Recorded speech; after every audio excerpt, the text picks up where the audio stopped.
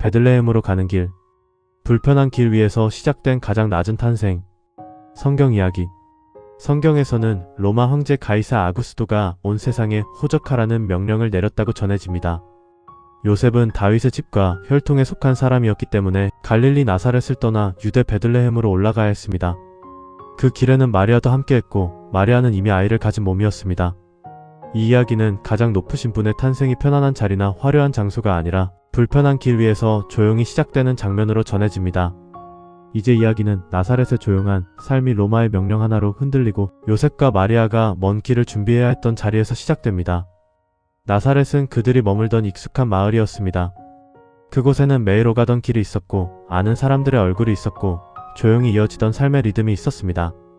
하지만 세상의 큰 권력은 작은 사람들의 하루도 흔들 수 있었습니다.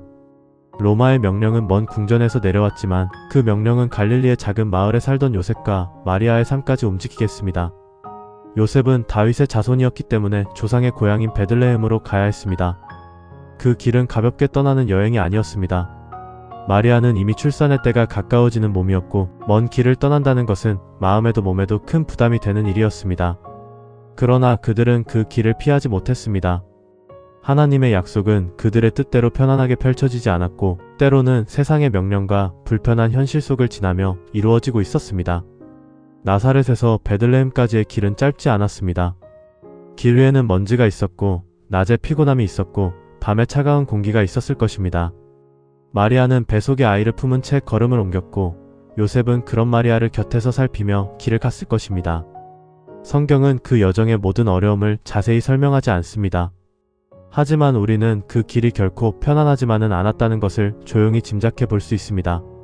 아이를 기다리는 마음은 기쁨과 두려움이 함께 있는 마음입니다.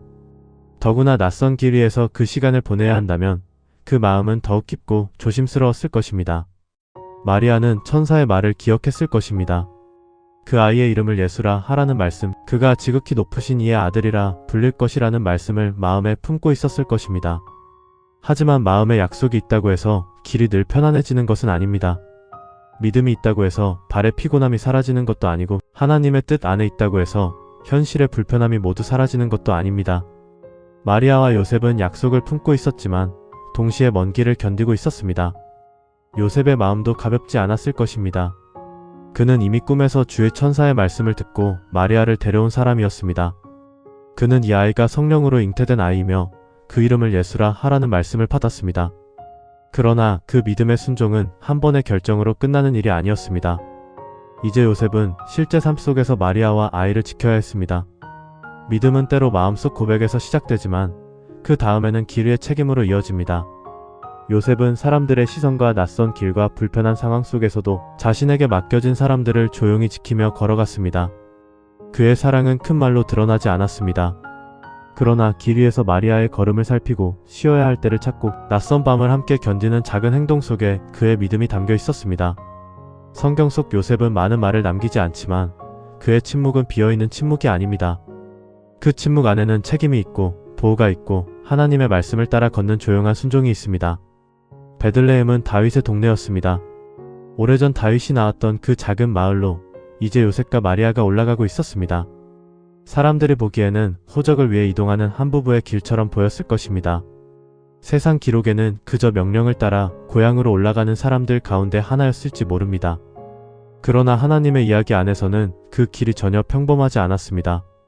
그 길 위에는 약속의 아이가 있었습니다.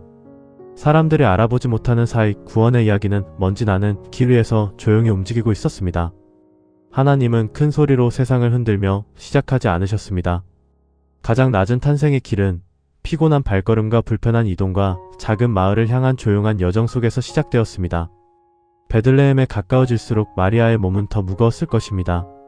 출산의 때가 가까워지고 있었고 요셉의 마음에도 긴장이 깊어졌을 것입니다. 그들이 기대했던 것은 특별한 대접이 아니었을지 모릅니다. 다만 몸을 누일 자리, 잠시 쉴 공간, 아이를 맞을 수 있는 작은 평안이 필요했을 것입니다.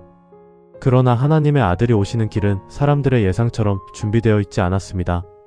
왕의 탄생이라면 화려한 궁전과 많은 사람들의 환영이 어울릴 것 같지만 복음서가 전하는 길은 전혀 달랐습니다.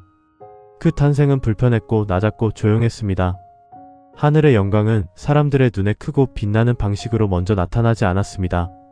오히려 피곤한 길 위에서 자리를 찾는 한 부부의 작고 낮은 모습 속으로 내려오고 있었습니다. 이것이 성경이 전하는 놀라운 방식입니다. 가장 높으신 분이 가장 낮은 자리로 오시고 세상이 크게 보지 않는 길 위에서 하나님의 구원이 시작됩니다. 마리아와 요셉의 베들레헴 길은 우리에게 믿음의 길이 늘 편안한 길만은 아니라는 사실을 보여줍니다. 하나님의 약속을 품고 있어도 길은 멀 수 있고 마음은 불안할 수 있으며 몸은 지칠 수 있습니다. 그러나 불편한 길이라고 해서 하나님이 그 길에 계시지 않는 것은 아닙니다. 때로 하나님은 가장 준비되지 않은 자리처럼 보이는 곳에서 가장 깊은 은혜를 시작하십니다. 사람의 눈에는 어수선하고 초라해 보이는 상황도 하나님의 시간 안에서는 약속이 이루어지는 길이 될 수 있습니다. 마리아와 요셉은 모든 것을 다 알지 못한 채 베들레헴으로 갔지만 그 길은 이미 하나님의 이야기 안에 있었습니다. 그들이 걷는 불편한 길 위에서 가장 낮은 탄생이 가까워지고 있었습니다. 이제 이야기는 우리 마음에 조용한 위로를 남깁니다. 믿음의 길이 늘 편하고 반듯하게만 열리는 것은 아니지만 하나님은 불편한 길 위에서도 당신의 약속을 이루실 수 있습니다. 지금 삶의 자리가 어수선하고 마음이 지쳐있다면 베들레헴으로 가던 마리아와 요셉의 길을 기억해도 좋겠습니다. 가장 낮은 자리로 오신 주님의 이야기는 불편한 길도 하나님의 은혜가 시작되는 자리가 될 수 있음을 조용히 들려줍니다. 오늘 이 이야기가 낯설고 피곤한 길 위에서도 하나님의 약속을 바라보는 마음의 작은 위로와 소망이 되기를 바라겠습니다.